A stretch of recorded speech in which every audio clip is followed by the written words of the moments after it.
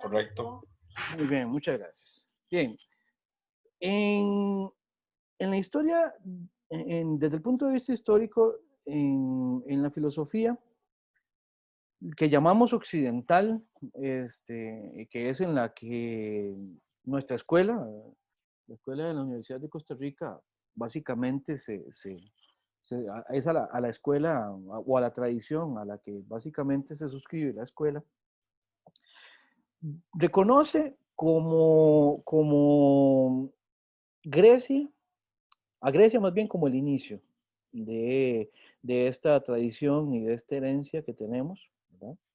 Y a los primeros que reconocemos como autores que hayan hecho, digamos, aportes, propiamente hablando, filosóficos en esa línea, es a estos autores que vamos a entender, que vamos a llamar como presocráticos.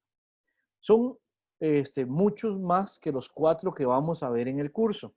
En el curso solo vamos a ver a Tales, a Anaximandro, a Heráclito y a Parménides, ¿ya? En función de los problemas que están generando. Pero como les digo, hay muchos más, ¿verdad? Y también muy interesantes, ¿verdad?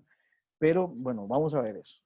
Primero que nada, hagamos la referencia a el nombre, ¿ya? El nombre es bastante diáfano, ¿verdad? Tenemos a los presocráticos, o sea, los que estaban antes de Sócrates. Ahí yo creo que no, ya a partir de ahí no hay mucho que explicar, pero sí vamos a poder decir un par de cositas. Entre ellas bueno, hay algunos que les llaman los preplatónicos. Nietzsche tiene un texto sobre este periodo y él lo intituló Los filósofos preplatónicos. Es un texto bastante interesante, dicho sea de paso.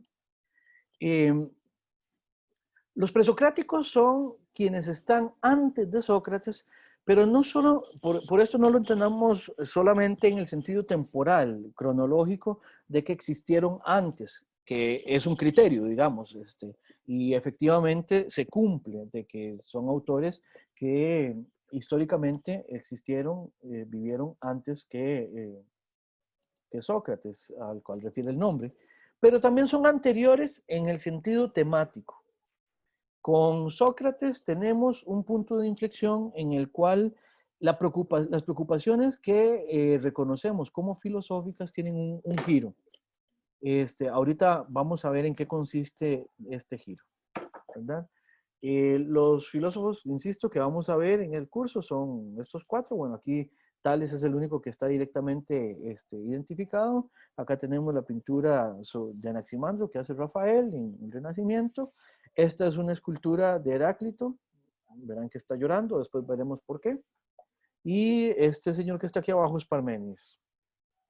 Entonces, se llaman presocráticos por esas 2 razones. Hay esa cierta anterioridad, ¿verdad? Con Sócrates que ya hemos mencionado, ¿verdad? Que es tanto temática como cronológica. Ahora, una preocupación que está en los presocráticos es el problema del arjé, que ya lo hemos mencionado en el curso en varias ocasiones. Bueno, es un problema que surge y es a estos autores a quienes les debemos esa preocupación por la explicación por el principio, ¿verdad? Entonces, los presocráticos también podríamos llamarlos los autores que se preocupan por el principio. En ese sentido, también hay otra manera en que los conocemos que derivan, cuyo nombre deriva del tema al que se dedican. Y es que también los llamamos los físicos, ¿verdad? Cuando vimos la palabra metafísica, vimos que la palabra physis, que es la que da origen a nuestra palabra física, significa naturaleza.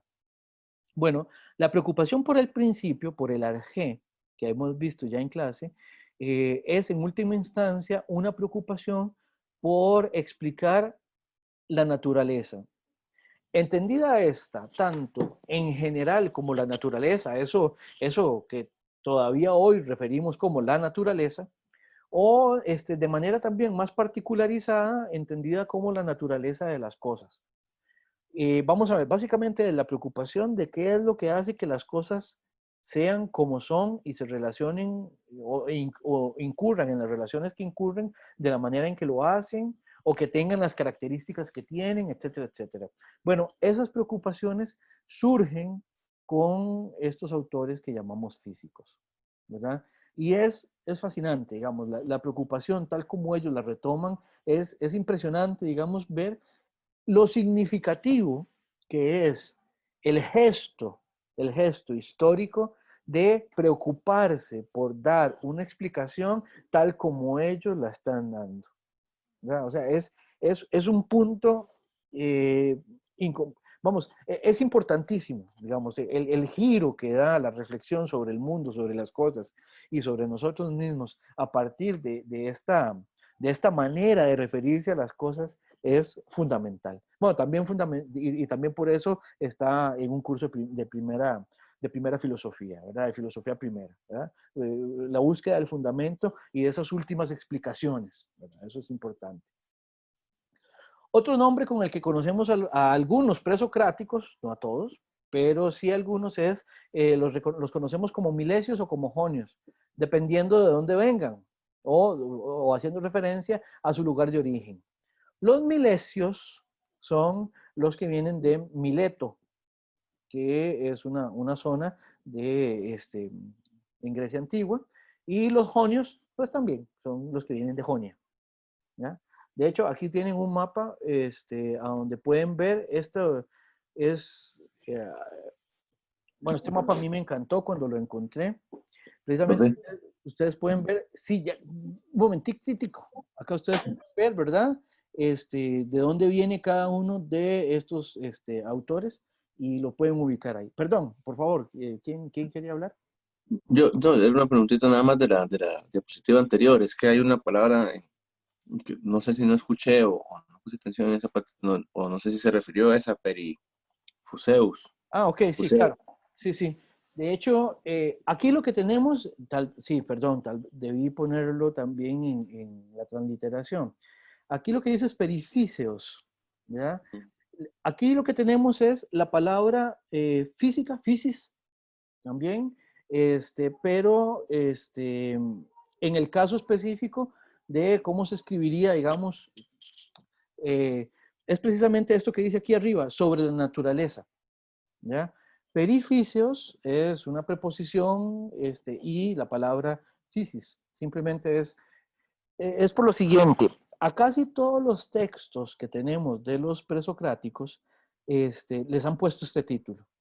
Perifíceos, sobre la naturaleza, ¿verdad?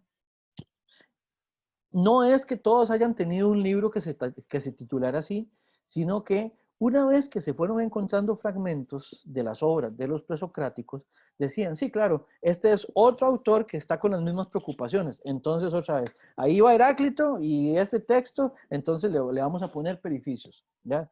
Yo creo que es que a quienes se encargaron de ponerle los títulos, no eran muy imaginativos o algo así por el estilo, ¿ya? Y tal vez por facilidad, a todos le terminaron poniendo el mismo. Entonces, ustedes van a encontrar que casi todos dicen así, perificios sobre la naturaleza. Pero temáticamente sí la pegaron. O sea, básicamente es como la explicación general sobre cómo operan las cosas que existen y particularmente cómo es que se generan, cómo es que cambian, etcétera, etcétera. Entonces, sí tiene que ver con eso, ¿verdad? De que como su preocupación era la naturaleza, cualquier cosa que se encuentra como propuesta de parte de los presocráticos, entonces se titula de esa manera. ¿Sí, Edgar? Gracias, gracias, profe. Con muchísimo gusto. Cualquier otra pregunta, pues ahí estamos, ¿verdad? Bien. Entonces, como les decía, ven, aquí está la parte de lo que es ahora Europa, ¿verdad? A donde están algunos representantes, ¿verdad? Y aquí más bien, aquí ya estamos en la parte, esta parte aquí es Turquía, ustedes lo pueden ver, la actual Turquía, ¿verdad? Y por aquí tenemos a Mileto. De Mileto son Tales, Anaximandro, Anaxímenes y Leucipo, ¿ya? Y por eso a Tales y a Anaximandro los vamos a conocer como los milesios, ¿verdad? Es simplemente cómo se llamaban los lugares en el tiempo en que ellos estuvieron vivos, ¿verdad? yo me pareció haber, uy, ¿me escucha? Sí. Sí, sí, por favor. Me pareció haber entendido que los milesios eran como los estudiantes de la escuela de Mileto, Sí, también. sí, aquí, de hecho, pero es el nombre, como lo ve, es que deriva precisamente del lugar. Pero ¿Ya? por eso no hace referencia solo a los filósofos, sino también como a toda la zona en general, no sé. A la zona en general, sí, O sea, bueno, al lugar, digamos, a los estudiantes también. Es que algo había buscado y puse, creo que puse la palabra milesios y me salía a la escuela. ya. Vamos, milesios es un gentilicio en última instancia, ¿verdad? Entonces, en ese sentido, milesio es cualquier persona que haya nacido o vivido en Mileto en aquella época. Ahora, desde el punto de vista filosófico, nosotros vamos a estudiar a un par de milesios.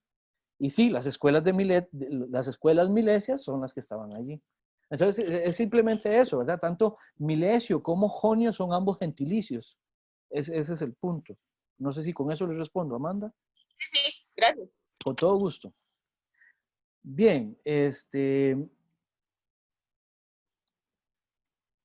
Tales y Anaximandro tienen una relación entre ellos y es que se sabe que Anaximandro fue discípulo de Tales, ¿verdad? Ahora, voy a adelantarme una más, creo que es la que sigue. Sí. Acá tengo una imagen del texto que ustedes tienen en las carpetas, tanto de mediación como de Dropbox.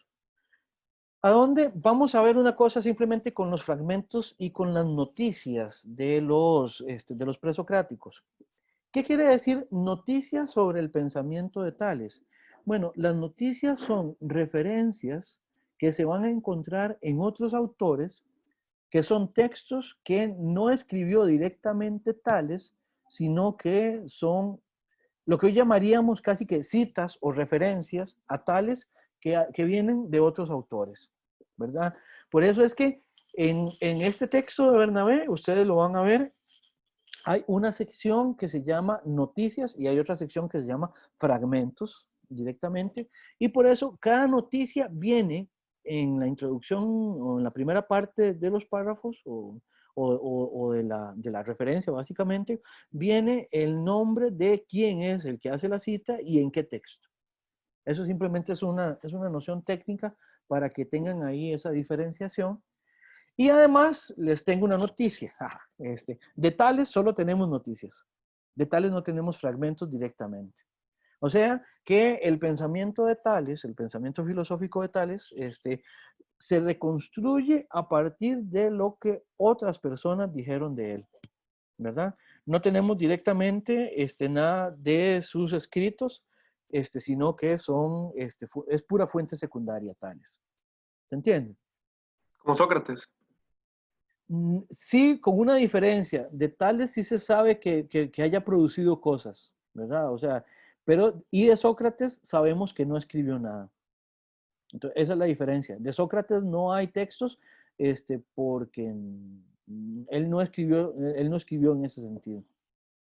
Que es diferente también con lo que sucede con Aristóteles. Por ejemplo, el texto que vamos a leer de la metafísica se sabe que está reconstruido a partir de anotaciones de clases, ¿ya?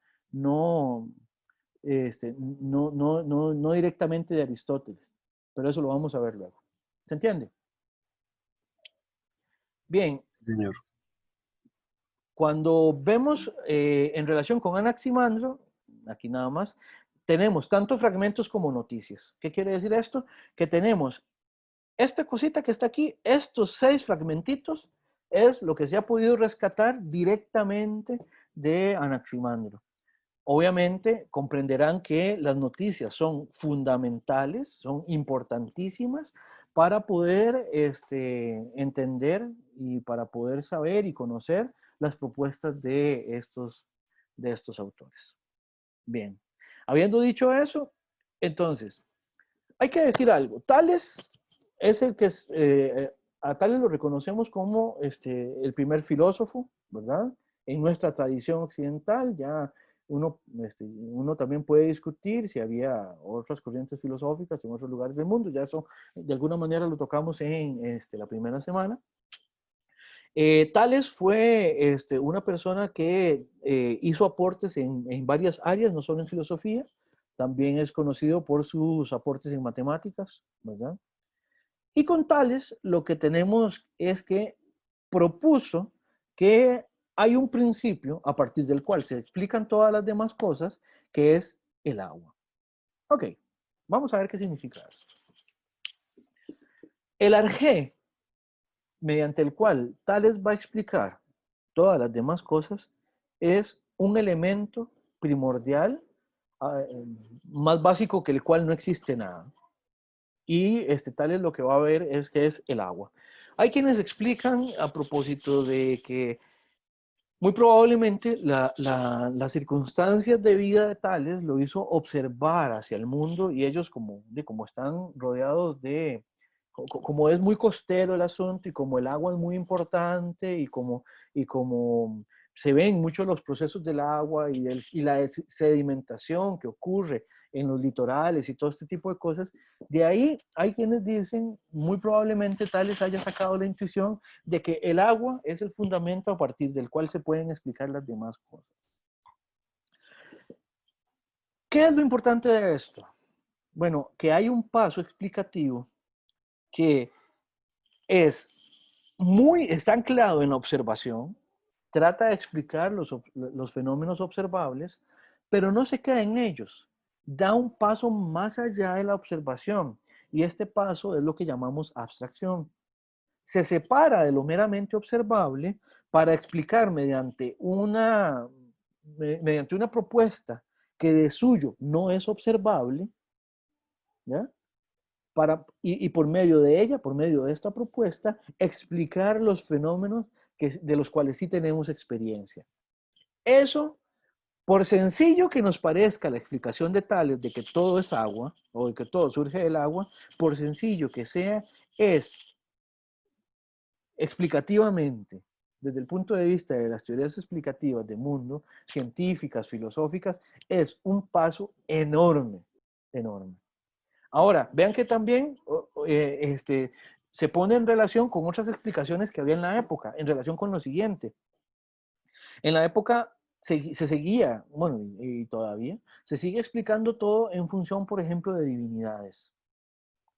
Y el asunto es cuando no entendemos qué es lo que pasa con el mar, por qué el mar se pone proceloso, bueno, entonces decimos simplemente esto debe deberse a que hay un Dios ahí que además está cabreado, ¿verdad? O cuando queremos explicar el rayo, bueno, es que hay un Dios que se pasa tirando rayos, ¿ya? Y lo mismo con la fertilidad, lo mismo con el amor, lo mismo con el odio, lo mismo con la muerte, etcétera, etcétera. A cada cosa que se quiere explicar, se le genera una divinidad que de alguna manera lo sustenta.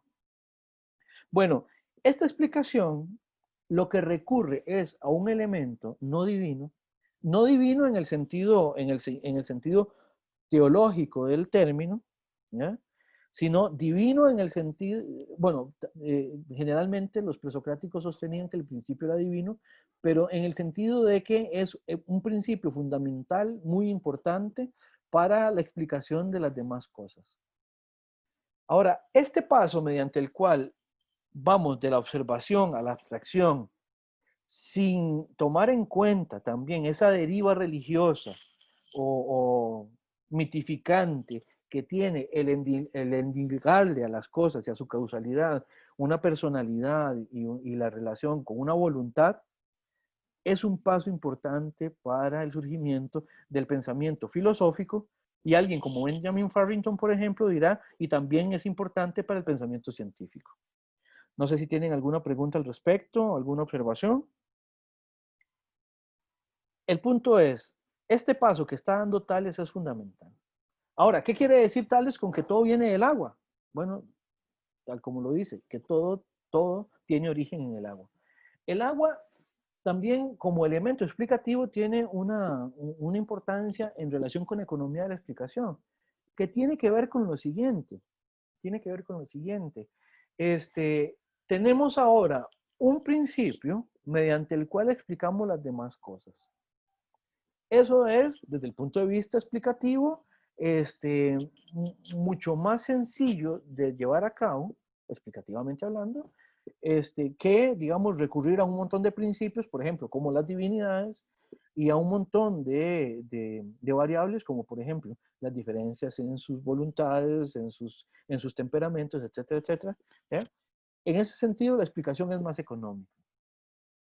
Evidentemente no es una explicación eficiente. Hoy sabemos que el agua como elemento no nos permitiría explicar un montón de fenómenos, ¿verdad? Viéndolo con nuestros ojos actuales, eso también lo podemos criticar de esa manera. En ese sentido, es una explicación que ya está completamente superada. La de los presocráticos y en general las explicaciones que vamos viendo, también parte de lo importante es ver cómo se superan esas explicaciones y en qué derivan. Ahora, habiendo dicho eso, el punto es que Tales es fundamental en este primer proceso de generación de un paso más allá de la observación. Es fundamental para explicar para generar una explicación a partir de principios abstractos del mundo. En ese sentido, el agua no es solamente el agua tangible. El agua no es solamente ese agua que se bebe o que se ve o que moja, sino también es un principio que funciona de manera abstracta. ¿Por qué? Porque funciona y operacionaliza la explicación a partir de la cual podemos entender todas las demás cosas. ¿Se entiende esto? Este paso entre observación y abstracción es fundamental. No sé si tienen alguna pregunta.